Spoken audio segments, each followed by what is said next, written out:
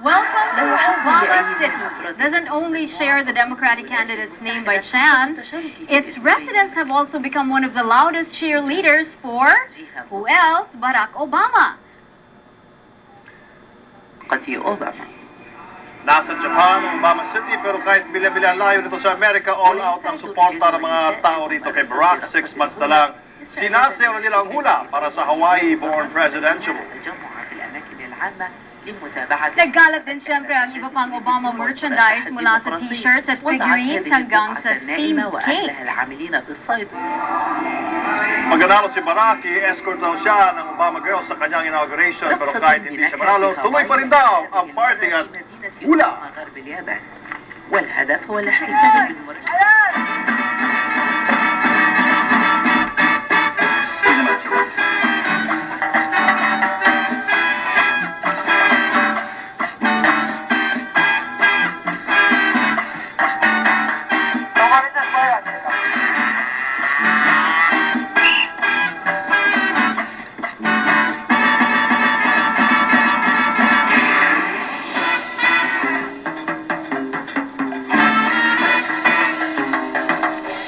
Good evening, I'm Sarah Palin for tonight.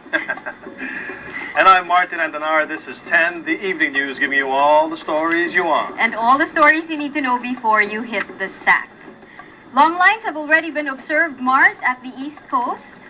It's 9:34 in the morning in New York City right now. Yes, polling places have already been opened there, and Barack Obama, we heard, already voted a while ago. Chicago. And he leads McCain in 5 of 8 battleground states, according to Zogby polls.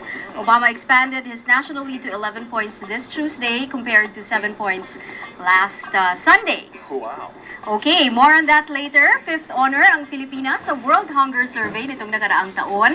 Sa inilabas na survey ng kilalang research firm na Gallup International, lumabas na halos ka-level na natin ang mga mahihirap na bansa sa Africa. But the government says they have answers to put food on our table. Yan ang ating number 1 story ngayong araw. Pero as usual, we will start with number 10, ang latest sa NBA.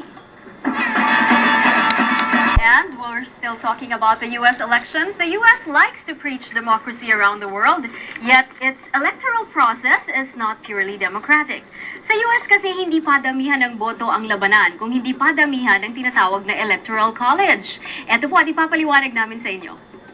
Bawat Amerikano ay tag-iisang boto din naman, pero hindi overall on nationwide total ang binibilang kundi electoral colleges. Ito ang sistema ng eleksyon na naisip ng mga founding fathers. Nabuo ang mga electoral colleges sa bawat state na hindi posible noong mga panahong iyon na pabotohin ang bawat citizen ng bagong tatag na USA.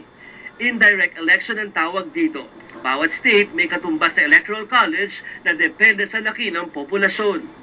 For example, ang California ang state na may pinakamalaking populasyon ay may 55 electoral votes. Ang Montana, kahit halos kasing laki ng California, 3 electoral vote lang dahil kokonti ang tao doon.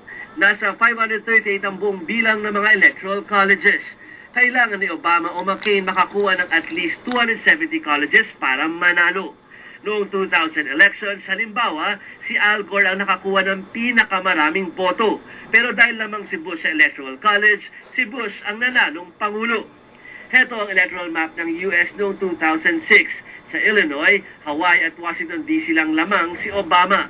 Heto na ang mapa ngayon. Ayon sa mga analyst, lamang daw si Obama sa mga states na may pinakamaraming electoral votes. 346 kay Obama, 191 kay McCain. Next on our countdown, mga kakandidato sa eleksyon, hindi na kailangan magpa-drug test.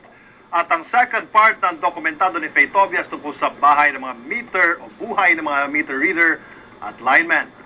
We also have an update sa investigasyon sa Moscow scandal na tinigil na ng PNP, and we have U.S. election special on Sidetrack.